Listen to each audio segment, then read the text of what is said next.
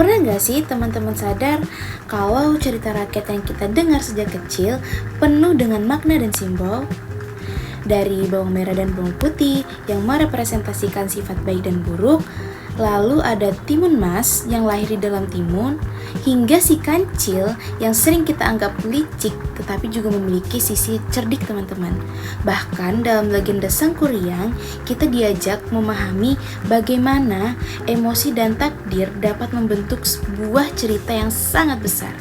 Dari semua kisah tersebut, itu bukan hanya sekedar dongeng, tetapi juga cerminan nilai, pengalaman, dan juga cara masyarakat dulu memahami kehidupan. Nah, di video kali ini kita akan membahas satu persatu makna dibalik cerita rakyat Indonesia.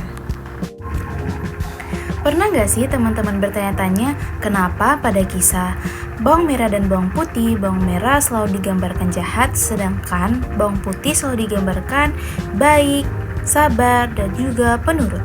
Dalam kisah bawang merah dan bawang putih, penggambaran tokoh yang bertolak belakang antara bawang merah dan juga bawang putih itu bukanlah tanpa alasan ya teman-teman. Bawang merah direpresentasikan sebagai jahat, sedangkan bawang putih digambarkan sebagai baik. Itu karena keduanya berfungsi sebagai simbol nilai moral yang ingin disampaikan kepada masyarakat. Jadi teman-teman, bawang putih ini melambangkan sifat-sifat ideal seperti kesabaran, kejujuran, ketulusan yang patut kita teladani. Sedangkan bawang merah merepresentasikan sifat iri hati, keserakahan, keegoisan yang harus kita hindari. Dari penggambaran yang kontras ini dibuat agar pesan moral yang ada dalam cerita rakyat mudah dipahami, terutama oleh anak-anak. Nah, jadi teman-teman, selain sebagai simbol nilai moral, representasi bawang merah dan bawang putih juga dapat dikaitkan dengan pengalaman sehari-hari masyarakat. Nah, di luar dari alasan cerita tersebut, ada anggapan bahwa citra bawang jahat itu muncul karena bawang merah memiliki kemampuan memicu keluarnya air mata pada saat kita mengupas atau mengiris bawang merah.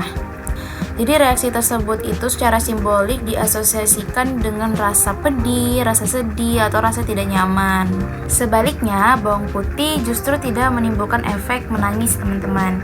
Bahkan di berbagai budaya, bawang putih ini justru dianggap sebagai simbol perlindungan, kesehatan, dan juga penangkal hal-hal buruk.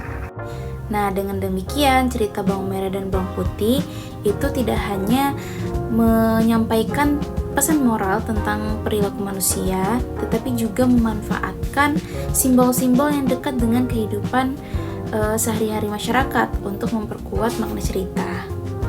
Oke teman-teman, kita lanjut lagi ke pembahasan yang kedua. Jadi teman-teman, di cerita rakyat yang kedua ini masih banyak yang bertanya-tanya, kenapa ya di cerita rakyat Timun Mas diceritakan bahwa ia lahir di dalam timun? Kenapa ya teman-teman? Sini aku kasih tau jawabannya.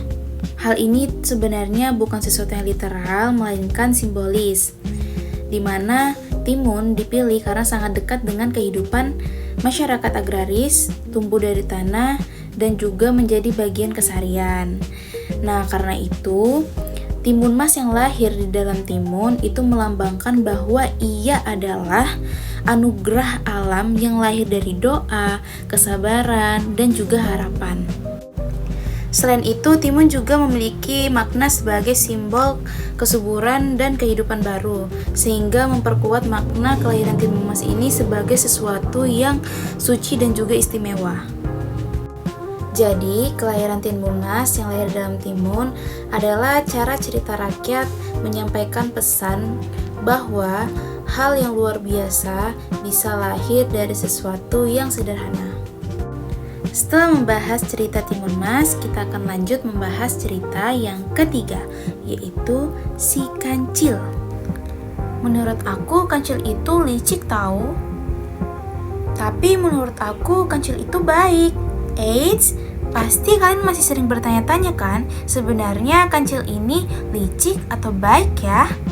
Nah teman-teman, di dalam cerita rakyat si Kancil, Kancil ini digambarkan sebagai tokoh yang sangat cerdik dan selalu mengandalkan akalnya untuk bertahan hidup. Ia dikatakan licik karena kerap menipu tokoh yang lebih besar dan lebih kuat darinya, seperti buaya atau harimau. Namun, kelicikan tersebut itu tidak digunakan untuk kejahatan teman-teman, melainkan strategi menyelamatkan diri dan melawan tokoh yang sombong ataupun jahat kepadanya. Karena itu, Kancil juga dipandang sebagai tokoh yang baik sebab kecerdikannya ini digunakan untuk menghadapi ketidakadilan. Jadi, sosok Kancil ini menunjukkan bahwa kecerdikan bisa saja terlihat licik di permukaan, tetapi sebenarnya bermakna positif ketika digunakan untuk tujuan yang benar. Teman-teman semua udah pada tahu belum ya alur cerita dari cerita legenda Sang Kuryang? Belum pada tahu? Pas banget. Selanjutnya kita akan membahas cerita legenda Sang Kuryang. Kisah Sang Kuryang bermula dari seorang wanita cantik yang bernama Dayang Sumbi yang tinggal menyendiri di sebuah hutan. Ia memiliki seorang anak laki-laki bernama Sang Kuryang yang sejak kecil diasuh tanpa mengetahui jati diri ayahnya. Sang Kuryang tumbuh menjadi anak yang kuat, tetapi juga keras kepala dan mudah marah. Ia sangat gemar berburu dan selalu ditemani oleh seekor anjing setia bernama Tumang, yang sebenarnya adalah jelmaan ayahnya. Suatu hari, ketika berburu di hutan, Sang Kuryang gagal mendapatkan buruan. Karena marah dan kecewa, ia justru membunuh Tumang, lalu membawa hatinya pulang dan menyerahkannya kepada Dayang Sumbi untuk dimasak. Setelah mengetahui kebenaran bahwa Tumang adalah anjing kesayangannya, Dayang Sumbi sangat murka. Ia memukul kepala Sang Kuryang dan mengusirnya dari rumah. Sejak saat itu, Sang Kuryang pergi merantau dan mengembara bertahun-tahun lamanya. Waktu berlalu, Dayang Sumbi tetap awet muda karena anugerah para dewa. Suatu hari, Sang Kuryang yang telah dewasa kembali ke kampung halamannya tanpa menyadari bahwa wanita yang ditemuinya adalah ibu kandungnya sendiri. Ia jatuh cinta pada Dayang Sumbi dan berniat menikahinya. Dayang Sumbi pun hampir menerima lamaran tersebut hingga ia melihat bekas luka di kepala Sang Kuryang dan menyadari bahwa pemuda itu adalah anaknya sendiri. Untuk menggagalkan pernikahan tanpa menyakiti perasaan Sang Kuryang, Dayang Sumbi mengajukan syarat yang mustahil. Sang Kuryang harus membuat sebuah danau besar dan sebuah perahu dalam waktu 1 malam. Dengan bantuan makhluk halus, Sang Kuryang hampir menyelesaikan tugas tersebut. Melihat hal itu, Dayang Sumbi panik dan berdoa kepada para dewa, lalu mengibaskan kainnya hingga langit tampak terang seolah pagi telah tiba. Merasa gagal dan ditipu, Sang Kuryang sangat marah. Dalam kemarahannya, ia menendang perahu yang hampir selesai dibuat hingga terbalik. Perahu yang terbalik itulah yang kemudian dipercaya berubah menjadi Gunung Tangkuban Perahu. Setelah kejadian itu, Sang Kuryang menghilang dan kisahnya pun menjadi legenda yang diwariskan secara turun-temurun. Oke teman-teman, dari cerita tersebut tidak hanya menjelaskan asal-usul Gunung Tangkuban Perahu, tetapi juga mengandung pesan moral tentang pentingnya mengendalikan emosi, menaati norma, dan akibat dari tindakan yang kita lakukan tanpa adanya pemikiran yang matang.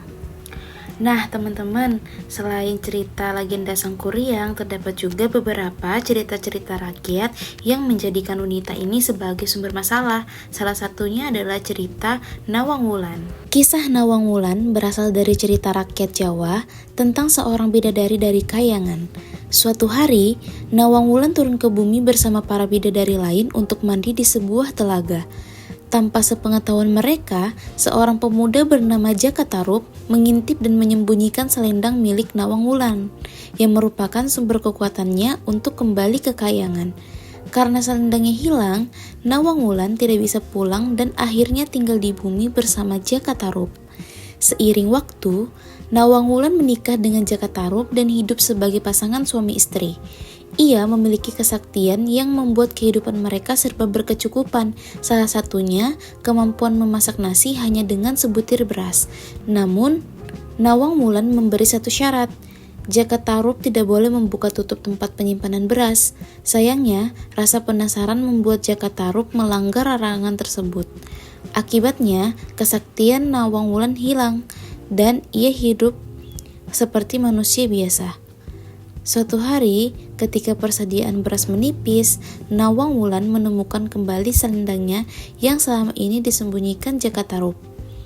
Menyadari bahwa suaminya telah berbohong sejak awal, Nawang Wulan merasa sangat kecewa. Ia pun memutuskan kembali ke Kahyangan, meninggalkan Jaka Tarub dan anak mereka. Dalam beberapa versi cerita, Nawang Wulan masih sesekali turun ke bumi untuk menjenguk anaknya, tetapi ia tidak pernah kembali hidup bersama Jaka Tarub. Nah guys, itulah beberapa pembahasan dari makna dan simbol cerita-cerita rakyat yang ada di Indonesia. Thank you for watching and bye-bye.